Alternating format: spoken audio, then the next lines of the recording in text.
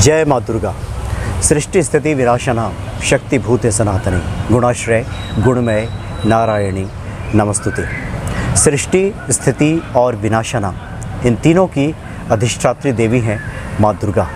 दुखों का नाश करती हैं और नवरात्र चल भी रहा है, इसलिए काफ़ी लोग ये जानना भी चाहते हैं कि जो माँ दुर्गा का निवारण मंत्र है, ये निवारण मंत्र है क्या, निवारण मंत्र में किन किन अक्षरों का और देवी की किन किन शक्तियों का उसमें कहे तो शक्तियाँ निहित है।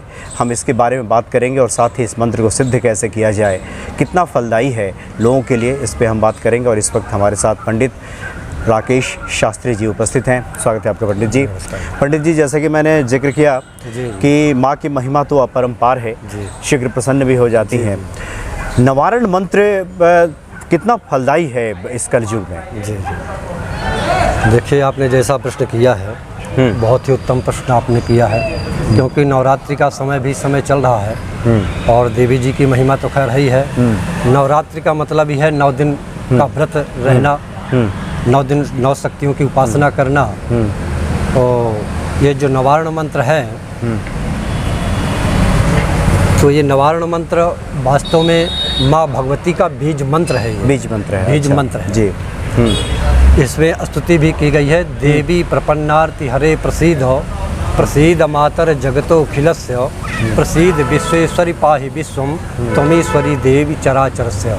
क्योंकि माँ भगवती इस जगत की सृष्टिकर्ता भी हैं, पालनकर्ता भी हैं और संहारकर्ता भी हैं। क्योंकि तीनों देवियाँ महाकाली, महालक्ष्मी और महासरस्वती, ये तीनों मिलकर के एक दुर्गा जी का रूप होती हैं, जो दुर्गा जी समस्त सभी मनोकामनाओं को पूर्ण करने वाली होती हैं। जैसा आपने कहा निवारण मंत्र को कैसे सिद्ध किया जाए, तो निवारण का जैसे शब्द ही है, तो निवारण को यदि हम अलग अलग अक्षरों में कर दें तो उसमें नव धन वर्ण।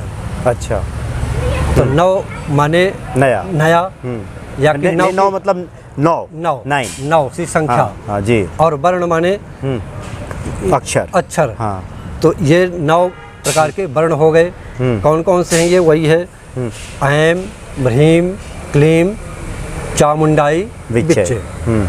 ओम ऐम भ्रीम क्लीम चामुंडाई विच्चे। अब ये जैसे महाकाली के रूप हैं तो 3 शक्तियाँ हो गई, महाकाली, महालक्ष्मी और महासरस्वती। और ये तीनों मिलकर के माँ भगवती जगदम्बा दुर्गा देवी हम सब के जो कल्याण करने वाली हैं, उनकी सब लोग आराधना करते हैं। तो जैसे ऐम हो गया, ये महाकाली का बीज मंत्र हो गया। अच्छा। फिर ऐं ह्रीम, ये महालक्ष्मी का बीज मंत्र हो गया। फिर क्लीम, ये महासरस्वती का बीज मंत्र हो गया। अच्छा। और फिर इनके अलग अलग है, जैसे ऐम सूर्य का प्रतीक है, फिर क्लीम चंद्रमा का प्रतीक है। तो इस तरह से नवग्रहों के ये क्रम से ऐम ह्रीम क्लीम, फिर चा मुंडाई बिच और चे माने चामुंडा का वध करने वाली, चंडमुंड का वध किया था, इसलिए से चंडमुंड का वध करने वाली जो माँ भगवती पराम्बा हैं, तो वो हम सब का कल्याण करें। तो माने इसका मतलब ये कि मैं भगवती महाकाली, महालक्ष्मी और महासरस्वती के सहित चंड मुंड को वध करने वाली ऐसी माँ भगवती को मैं नमन करता हूँ, प्रणाम करता हूँ। ये निवारण मंत्र का ये इसका अर्थ है। वैसे इसका तो विशद अर्थ है और इसके बीज अक्षर पर जाना, जैसे कोई वृक्ष है तो वृक्ष जितना ही जड़ का मजबूत होगा उतना ही वो वृक्ष बड़ा होगा और फलदार होगा और उससे जो फल निकलेंगे अच्छे फल होंगे। इसी तरह से जो माँ भगवती का ये जो बीज मंत्र है, तो बीज मंत्र को हम जितना भी साधना करेंगे सात्विक भाव के द्वारा, अच्छा, उतना ही हमें ये फलदायी स्वरूप होता है। अब इसको हम साधना कैसे करें? जैसे इस समय नवरात्रि का समय चल रहा है, तो प्रथम दिन से ही एक कलश की स्थापना करके एक लाल कपड़े पर माँ भगवती का तस्वीर रख लें और उसके ऊपर बढ़िया सा लाल रोली अच्छा का टीका लगा दें। और भगवती को लाल पुष्प, गुड़हल का पुष्प बहुत प्रिय है। वैसे कमल का फूल भी चढ़ाया जाता है। कमल का फूल तो लक्ष्मी प्राप्ति के लिए लोग चढ़ाते हैं, लक्ष्मी जी की प्राप्ति हो। वैसे भी आजकल लक्ष्मी की प्राप्ति करने के लिए सब लोग चाहते हैं कि हमारे पास लक्ष्मी हो, तो ऐसे भक्त भी कमल के फूल चढ़ा करके माँ भगवती को प्रसन्न कर सकते हैं, पर गुड़हल के फूल, लाल के फूल, रक्त फूल माँ भगवती को ज़्यादा प्यारे हैं, तो भगवती को अर्पण करें, लाल लोली का टीका लगाएं और कुछ भी नैवेद्य भोग माँ भगवती को समर्पण करें और लाल कलर के फल भी मिल जाएं या ऋतु फल जो मिले, ऋतु फल माँ भगवती को समर्पित करें और गाय के घी का दीप प्रज्वलित करके और इसी नवारण मंत्र का जप 108 बार, कम से कम 108 बार करना चाहिए।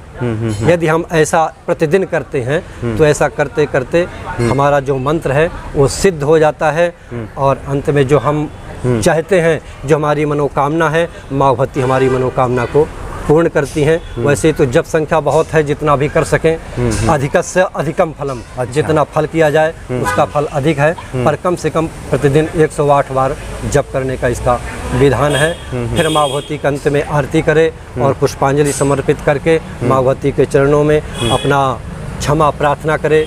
मंत्रहीनम क्रियाहीनम भक्तहीनम सुरेश्वरी यत पूजितम मया देवी परिपूर्णम तदस्तु में। हे भगवती, मेरे कर्म के द्वारा, वाणी के द्वारा या किसी तरह मेरे पूजा में कमी रह गई हो, उसे आप अपना भक्त मान करके हमें क्षमा करेंगे और हमारी जो मनोकामना है वो आप भगवती पूर्ण करेंगी, ऐसी हमें पूर्ण आशा है। ऐसी माँ भगवती सभी की मनोकामनाओं को पूर्ण करती हैं। जी पंडित जी, आपने काफ़ी अच्छी बात बताई, क्योंकि इसमें तीनों देवियों की, तीनों महाशक्तियों की पूजा हो जाती है। जी।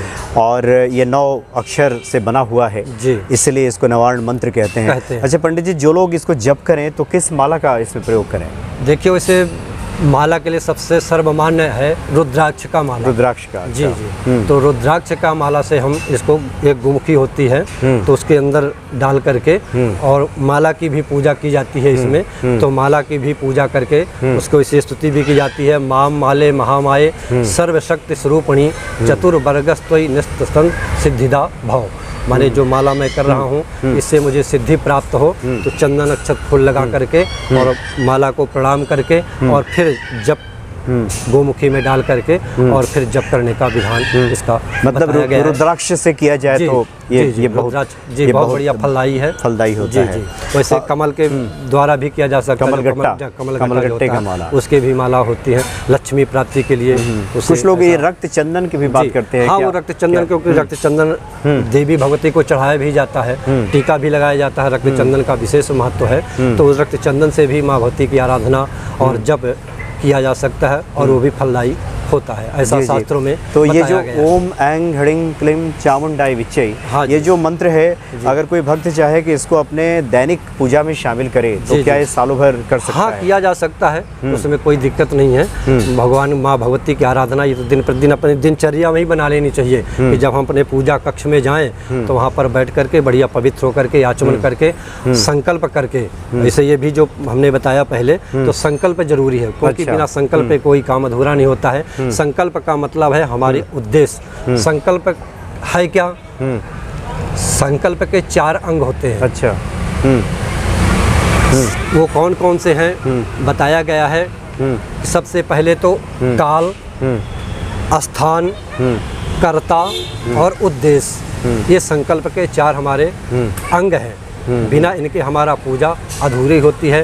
काल का मतलब ये है कि हम किस समय में कर रहे हैं, उसमें तिथि, मास, महीने, तिथि, नक्षत्र, वार, ये सब काल के अंतर्गत आते हैं। इसके बाद फिर आता है स्थान, हम किस स्थान पर कर रहे हैं। इतना बड़ा भारत देश, इतनी दुनिया है, तो इस दुनिया के हम किस क्षेत्र में कहाँ पर कर रहे हैं, तो इस स्थान का नाम लेना चाहिए। जैसा कि पंडित जी लोग बोलते हैं अमुक स्थान है।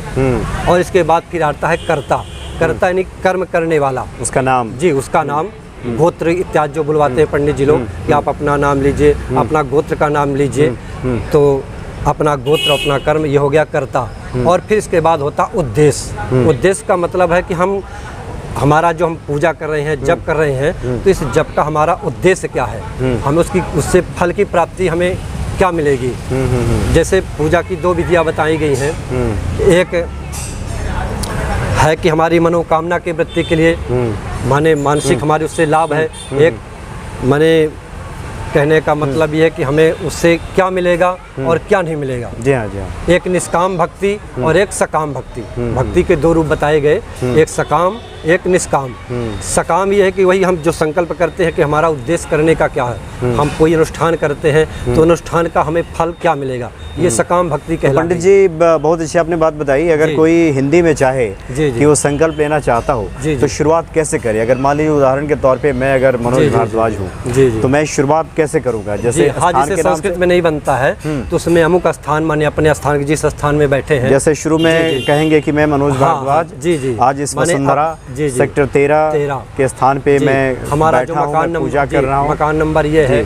और आजकल जैसे सोसाइटियाँ हैं कई तल की बनी हुई है, 15-20 तल की बनी होती हैं, तो उसमें भी हमारा किस नंबर पर हमारा है, दूसरे तीसरे चौथे पांचवें खंड में हमारा है, तो उसको भी लेना चाहिए।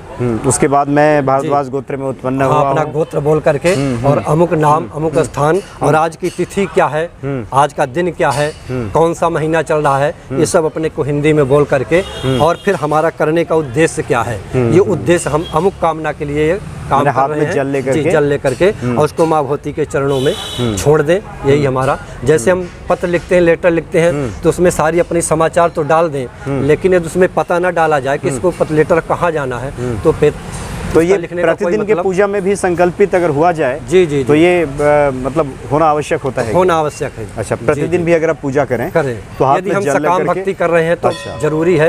यदि निष्काम भक्ति है कि हमें कुछ नहीं केवल चाहिए भगवान की आराधना भगवत सेवा करना है तो उसमें संकल्प की कोई जरूरत नहीं है। पर यदि हमारा कोई उद्देश्य है, सकाम भक्ति है, किसी मनोकामना को लेकर के हम चल रहे हैं कि हमारे जो आदि दैविक आदि भौतिक आध्यात्मिक 3 प्रकार के ताप हैं, ये ताप हमारे शांत हो, हमारे जीवन में अमुक कामना प्राप्त हो, हम ऐसी तरक्की करें, तो उसके लिए संकल्प करना बहुत संकल्पित होना बहुत जरूरी है। जी जी जी। ले पंडित जी आपने बहुत अच्छी जानकारी दी और खास करके निवारण मंत्र को लेकर बहुत सारे भक्तों का सवाल भी था कि निवारण मंत्र के बारे में जानकारी मिले और वो इस पे जप करें और भगवती की कृपा प्राप्त करें। बहुत बहुत धन्यवाद आपका पंडित जी, आपने काफ़ी अच्छी जानकारी दी। बहुत बहुत धन्यवाद। राम राम पंडित जी, नमस्कार।